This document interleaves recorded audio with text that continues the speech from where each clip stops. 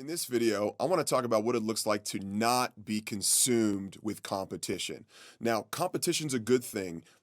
As an athlete, you have to have a competitive drive, and if you don't, you're probably going to lose, and you're not going to be very good at what you do. So it's important to engage in competition, to love competition. It's what drives us to work hard. It's what drives us to be good.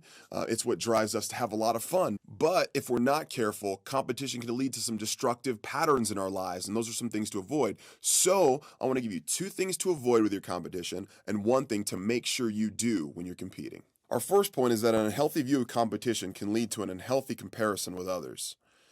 Now, it's normal to compare ourselves with other athletes. We want to see how we measure up against the competition, but it can get unhealthy at times. Let's give ourselves an example.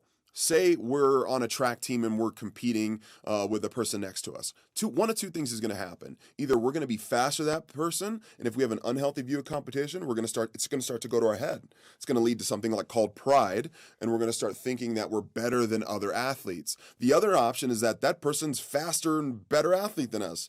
That's going to lead to something called despair. We're going to start to feel bad, and then our identity is going to become our performance and how we measure up against that person. This leads me to my second point, which is that an unhealthy view of competition can lead to a win at all costs mentality.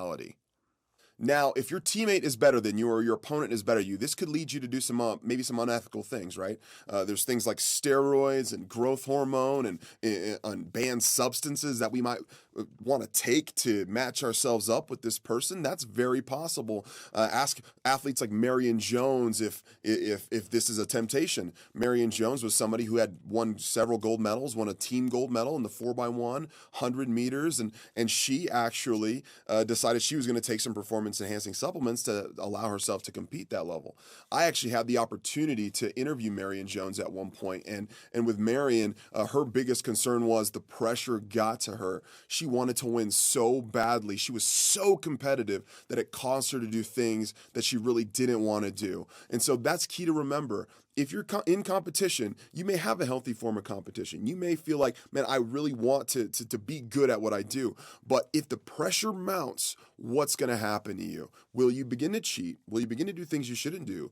Maybe if you're in football or a competitive sport, will you do things to injure your opponent so you can get an edge? These are all things we need to consider with competition. To make my point, check out this verse. It's Philippians 2, verse 3. Do nothing out of rivalry or conceit, but in humility consider others as more important than yourselves. So how do you do that? Or better yet, why do you do that? Why not cheat? Why not get an edge if you can get an edge? That leads me to my point 3. The healthy view of competition is to keep your eye on the true prize. The true prize in all of our competitions as believers in Jesus is Jesus. You guessed it. It's Jesus. We need to keep our eye on him and what his rule is and what his standard is.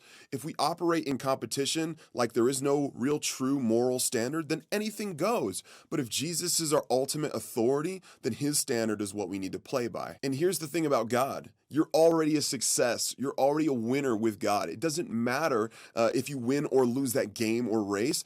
God already loves you. He already understands that you're a child of his, and you've already been bought with a price through the blood of Jesus on the cross. So you don't have to be in despair if you lose. And guess what? It also frees you from being so proud of yourself when you're successful, because ultimately you know that you live by his standard and his standard alone. So those are my talking points on healthy competition. Now, you may have some other ideas. That's great. Feel free to share them with a mentor or in your huddle. Get together and talk about it, and feel free to use the questions below to help you out.